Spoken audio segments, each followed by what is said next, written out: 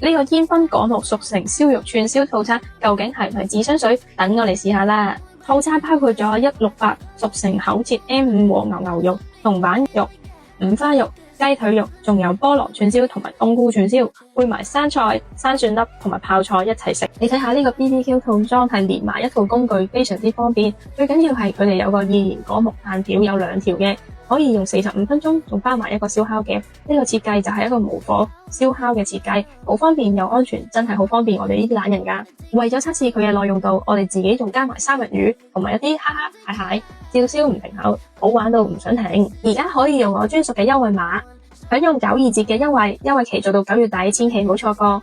我就覺得呢個 BBQ Box 真係好方便啊，不如你都快啲留言話俾我知，你覺得佢係唔係一個智商稅，定係一個懶人神器？